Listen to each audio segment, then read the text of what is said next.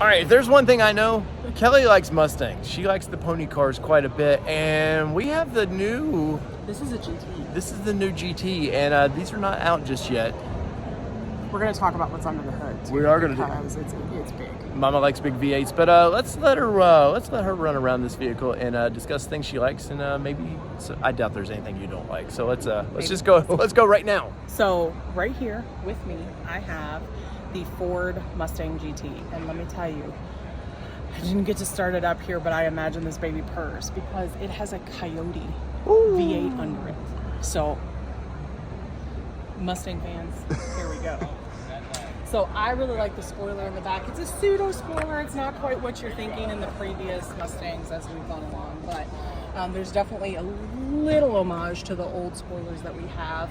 The caved-in rear tail lights as you go. We'll see. Faux carbon fiber. Yeah, we'll see how I feel about that.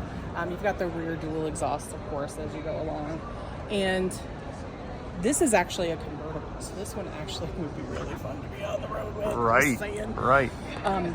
Again, it's one of those that has 4 seat belts.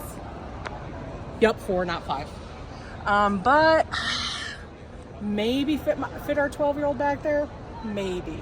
But that's about the extent. It does look like they might be comfortable, though, if they were sitting back there. For sure. I mean, but think about it. You had to do that to make it fit another human being back there. But this is available in an automatic or a manual.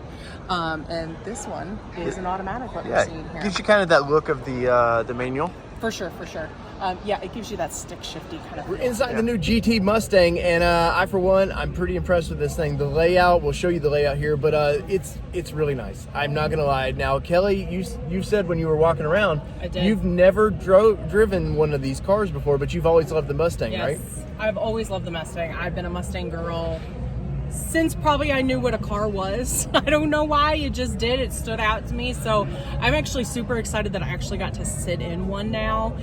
And to top it all off, it's a topless convertible. Woo! This is the lifestyle right here. This is what you're going to look at when you're in your new 2024 Mustang. But look at got the horse up there. You know it means fast, right?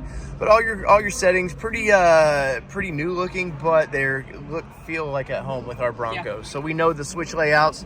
We know all the buttons, everything, all the door trim. It's very nice. I like this chrome, but how long does it stay chrome? Who knows?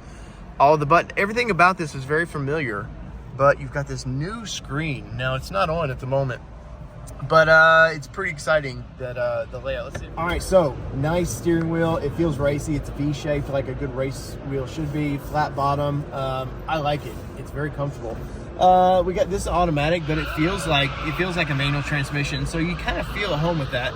Now, it's simple. This is a Mustang. You don't need a lot of features. You got your nice red stop there. You've got all your automatic on and off, which that needs to go away real quick. You've got the horsey, which means fast, and just basically all your basic functions. Now, some of this will be into the screen. It's going to be integrated into the screen, so there will be some of that controls.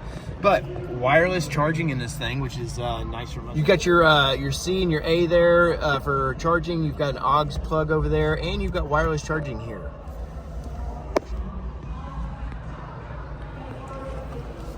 You've got a soft touch dash in this one. You also have a faux carbon fiber. This is a little bit raised on it, so it's not the smooth finish. You do have the chrome brought into, and you have your old school, kind of paying an homage to the old school Mustang on this one.